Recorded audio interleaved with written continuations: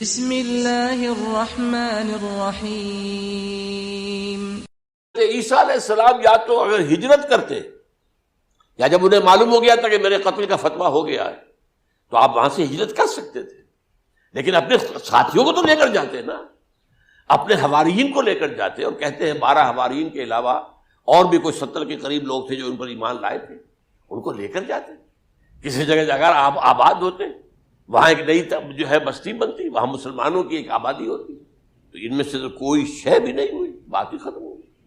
لہذا عقلی طور پر بھی یہ بات ثابت نہیں ہو سکتی، خلاف عقل ہے، قرآن کے اصولوں کے خلاف ہے کہ وہ پھولی چڑھے ہوں لیکن مرے نہ ہو، پھر اتر گئے تو مرم پٹی کر دی۔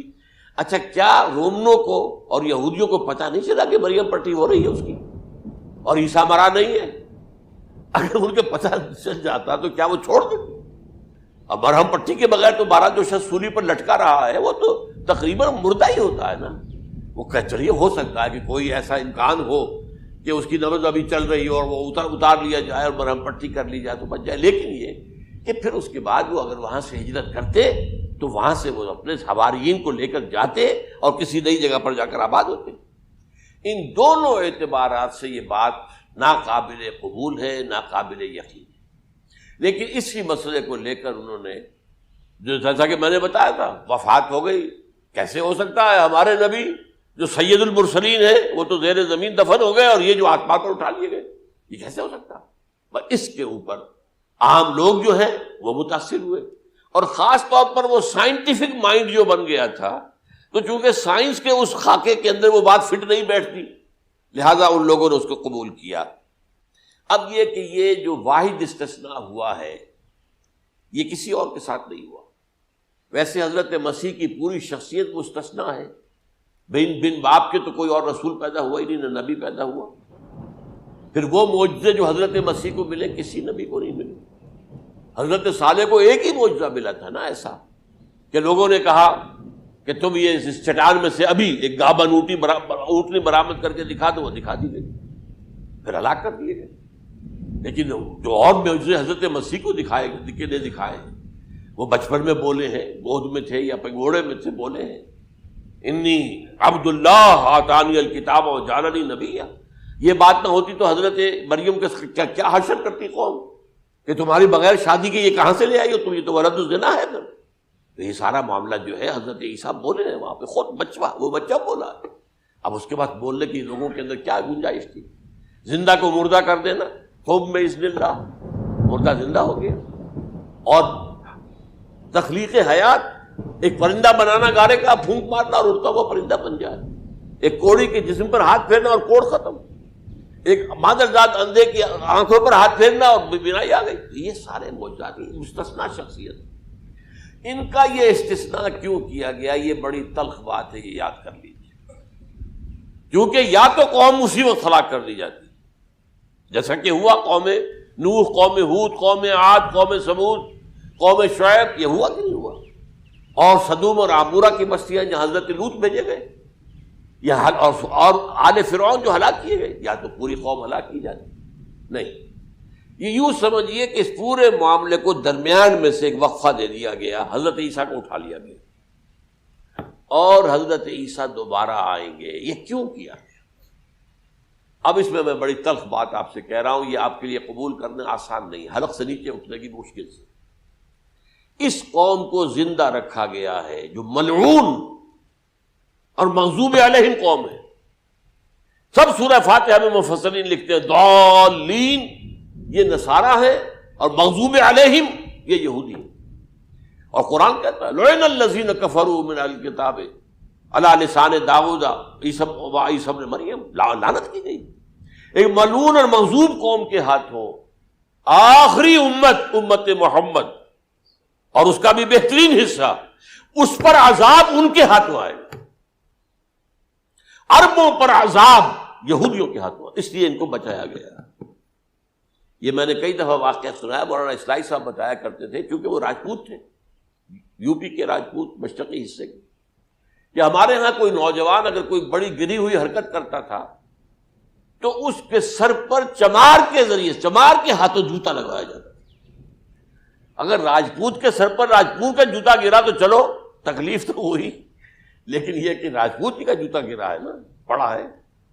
لیکن راجپوت کے سر پر چمار کا جوتا، جس کو آپ انگریزی میں کہتے ہیں to add insult to injury, وہ تکلیف بھی ہے جوتا کھانے کی اور انسلٹ ہے کہ ایک چمار مار رہا ہے. یہ امت سب سے خیر امت ہے، کنتم خیر امت اخرجت للناس. اس کے لیے عذاب بھی بدترین آئے گا، اور کن پر آئے گا؟ اس امت کا جو اصل نیوکلیس ہے عرب، جس کے بارے میں حضور کی حدیث موجود ہے ویل للعرب، عرب کے لیے بہت بڑی ہلاکت. اور آج ہماری نظر میں آ رہا ہے وہ ملعون اور مغضوب علیہم قوم، ان کے سینے کے اندر خنجر کی طرح بھونکی گئی ہے، اور 30 کروڑ کے قریب عرب بے حمیتی، بے غیرتی، بزدلی، کمزوری، ذلت، مسکرت کی مثال بنے ہوئے. کوئی بول سکتا ہے اس اسرائیل کے خلاف؟ کوئی بول سکتا ہے؟ 30-35 لاکھ آدمی ہے اسرائیل کے اندر یہودی، اس سے زیادہ تو امریکہ میں 50 لاکھ کے قریب، کل 1.25 کروڑ آدمی ہے یہ یہودی پوری دنیا کے اندر. لیکن دیکھیے جو چاہتا کرتا ہے.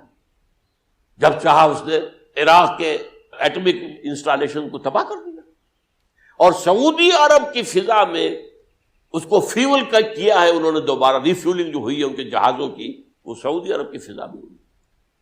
یہ صورت جو ہے عربوں کے اوپر، اور اب جو آنا ہے آرمگیدان، کیونکہ پوری عیسائی دنیا یہودیوں کے قبضے میں ہے، اور یہ رومی ایک حدیث کی روح سے 80 علم لے کر حملہ آور ہوں گے تم پر، اور یہ ہوگا مڈل ایسٹ میں.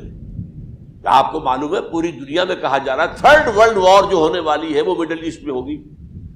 اور میں ٹوائنبی کا قول آپ کو سنا چکا ہوں، 1950 کا قول ہے اس کا. یہ اس وقت تک تو سوال ہی پیدا نہیں ہوتا تھا. سارا تصادم جو ہو رہا تھا وہ ایک طرف روسی اور اس کے ساتھی تھے، روس اور اس کے ساتھی، دوسری طرف یہ مغربی یورپ اور امریکہ تھا. کوئی مسلمانوں اور عیسائیوں کی کسی جنگ کا تو کوئی امکان نظر ہی نہیں آتا تھا. لیکن ٹائنبی نے کہا ہے، جو سب سے بڑا فلاسفر آف ہسٹری ہے 20ویں صدی کا، کہ اب جو جنگ ہوگی بڑی، جو اس نیکسٹ سینچری کی، 21st سینچری کی، وہ در حقیقت کمیونزم کے درمیان اور کیپٹلزم کے درمیان نہیں ہوگی، بلکہ عیسائیوں اور مسلمانوں کے درمیان ہوگی. یہ میں اس کا حوالہ بھی پورا آپ کو دے چکا ہوں، یہ کہاں یہ بات کہی. تو یہ ہے، یہ بات جان لیجیے. اور مڈل ایسٹ میں ہوگی، گریٹر اسرائیل بنے گا. حدیث میں خبریں، یہ سارے مسلمان ممالک تمہارے ہاتھ سے نکل جائیں گے مسلمانوں، یہ عراق اور اردن اور یہ اور وہ، یہاں تک کہ ترکی، سعودی عرب کا بھی شمالی حصہ نکل جائے گا. البتہ مدینے کا جو ان کا پروگرام ہے اس کو اللہ نہیں پورا ہونے دے گا. مدینے میں داخلے کی ان کو اجازت نہیں ملے گی. بہرحال یہ سارا کچھ ہونے والا ہے. وہ وقت بھی آنے والا ہے کہ حضور کی ایک حدیث کے مطابق ایک شخص کے 1000 بیٹے ہوں گے تو 999 ختم ہو جائیں گے، ایک بچے گا.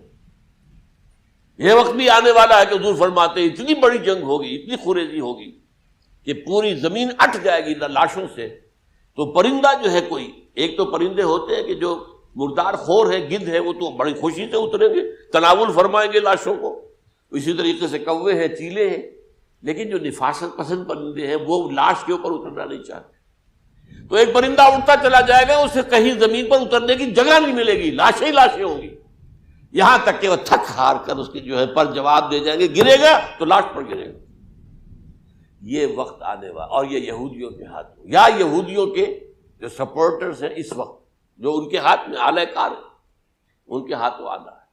میرے نزدیک اس کام کے لیے اس ملعون قوم کو، کہ جو حضرت عیسیٰ کے زمانے سے ملعون ہو چکی ہے، اس کو باقی رکھا گیا ہے. اسے یہ موقع دیا گیا ہے. اس نے اسرائیل بنا لیا ہے. تقریباً 2000 سال کے بعد وہ دوبارہ آ کر آباد ہوئے اس سرزمین میں جہاں سے نکال دیے گئے تھے 70 عیسوی کے اندر. یہ سارا کچھ کیوں ہو رہا ہے؟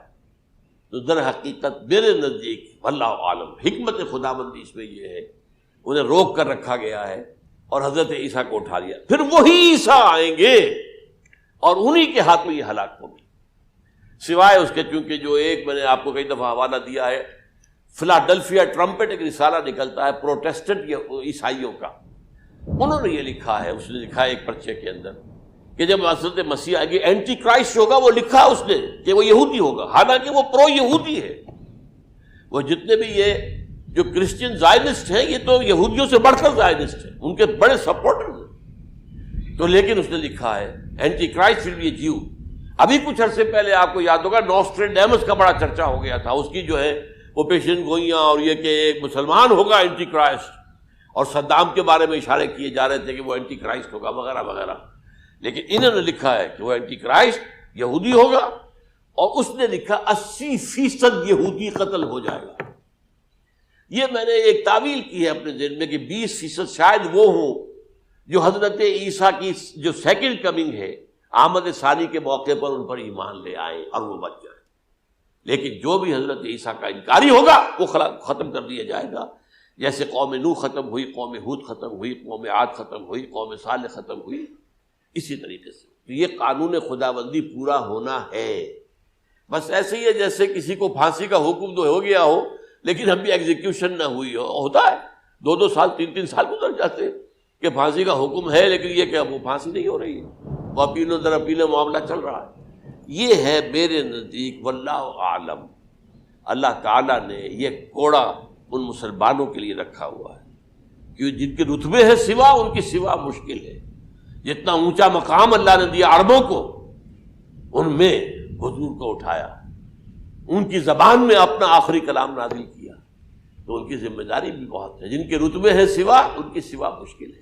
اقول قولی ھذا واستغفر اللہ لی ولکم ولسائر المسلمین والمسلمات.